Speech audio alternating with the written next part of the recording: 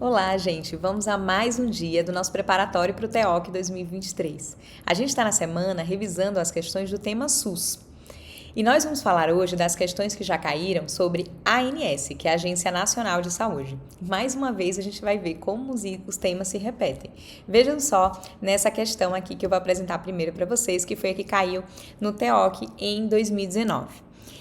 Ele afirmava sobre o processo de atualização periódica do rol de procedimentos e eventos em saúde da Agência Nacional de Saúde Suplementar, ou seja, atualização do rol da ANS. Esse era o tema da questão.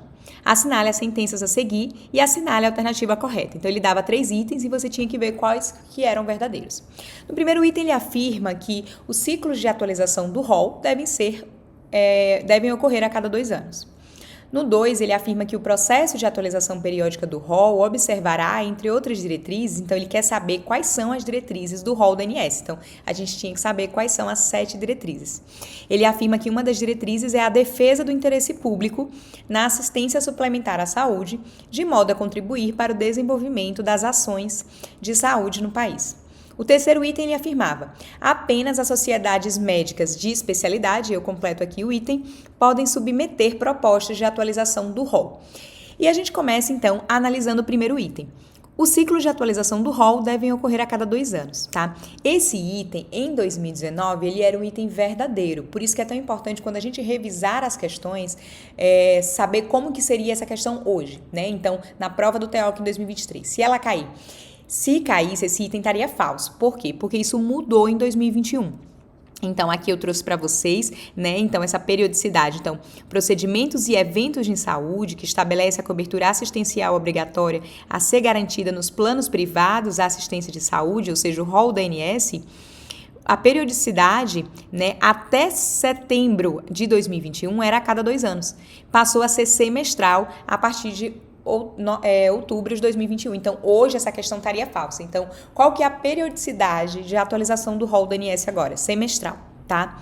Então, esse item na época era verdadeiro, né? Então, mas hoje seria falso.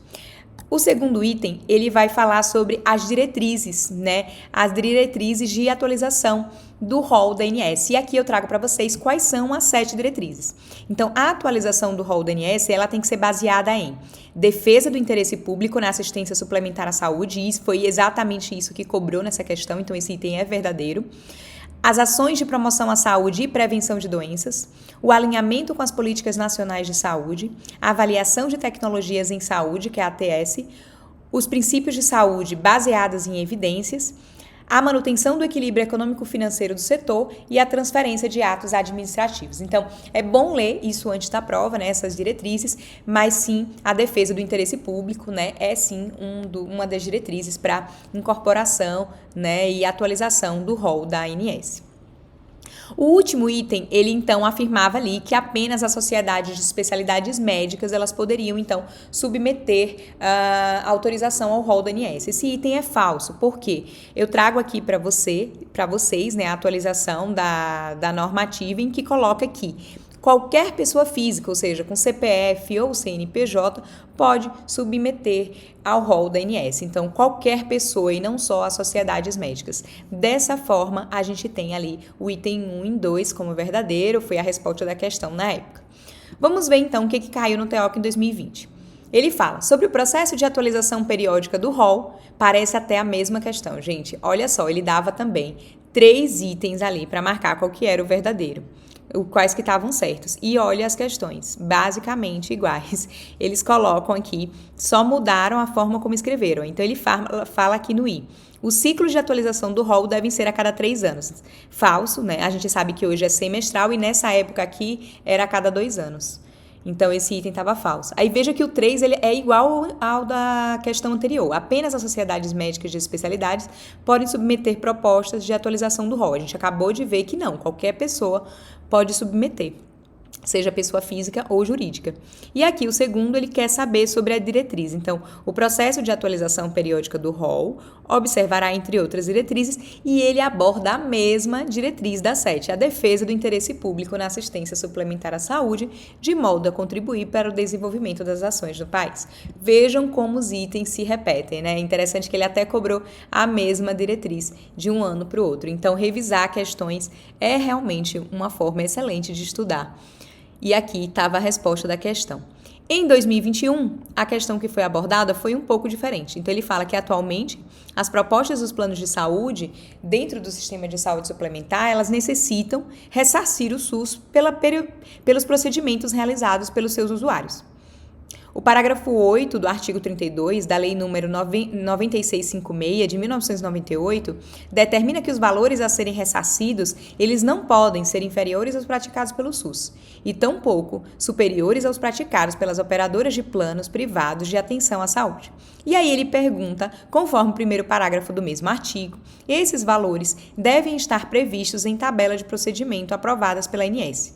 Qual é a tabela aprovada pela ANS e utilizada pela referência e ressarcimento ao SUS? E aqui ele coloca, né, várias tabelas. Então ele fala a tabela única de equivalência e procedimento, que é a TUNEP, a classificação brasileira hierarquizada de procedimentos médicos, que é a CBHPM, a autorização de procedimentos de altas complexidades, que é a APAC, e a TUS, né, que é a tabela unificada de saúde suplementar. Então, qual que é a tabela da ANS que é responsável pelo ressarcimento ao SUS?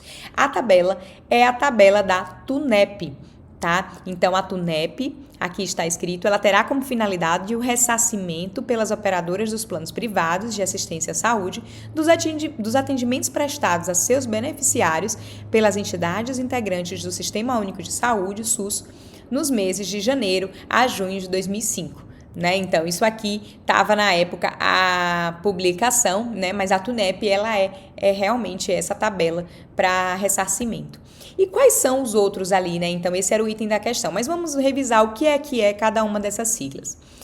A classificação brasileira hierarquizada de procedimentos médicos, ou seja, a CBHPM, é uma tabela que vai servir como parâmetro para determinar os métodos e os procedimentos do campo de atuação e diagnóstico terapêutico. Então, o objetivo, então, dessa tabela é garantir uma remuneração adequada pelo serviço prestado, tá? A APAC, né, muita gente já preencheu, é um documento que deve ser preenchido para a solicitação de procedimentos de alta complexidade no SUS, e a guia TUS é uma...